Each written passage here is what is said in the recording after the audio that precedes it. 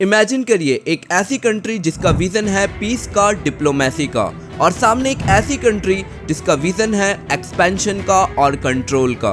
यह कहानी है भारत और चाइना की दोस्ती की, जो धोखे में बदल गई।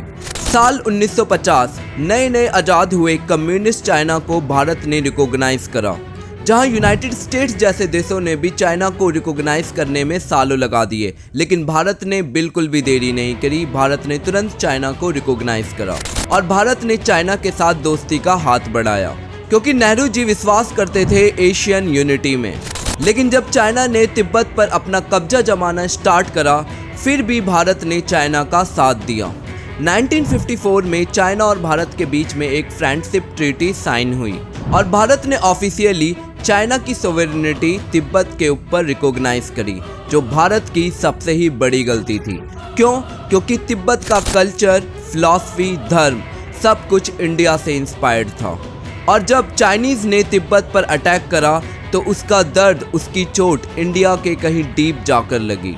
But still India trusted China. फिर चाइना ने भारत के सामने एक प्रपोजल दिया, अस्काई चीन, जहां पर कोई रहता भी नहीं है। आप मान लीजिए कि अस्काई चीन चाइना का हिस्सा है और हम मान लेंगे कि अरुणाचल प्रदेश आपका हिस्सा है।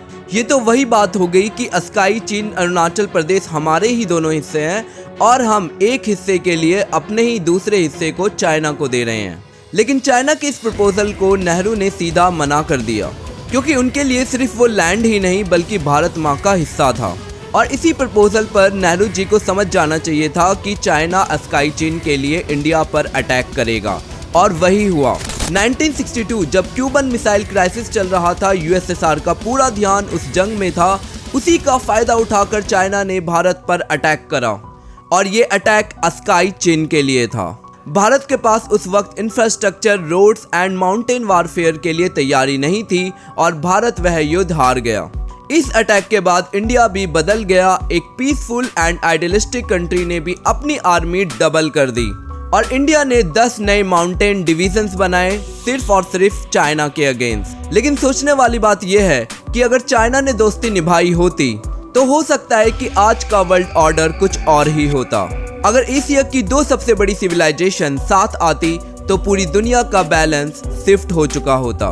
पर धोखे का डिसीजन चाइना का था, भारत का नहीं। और इस धोखे की याद आज भी भारत के हर एक सोल्जर एंड सिटीजन के दिल में है। जय हिंद। और आपको क्या लगता है कि इंडिया और चाइना सच में दोस्त बन सकते हैं? अपना जवाब कमेंट बॉक्स में दें।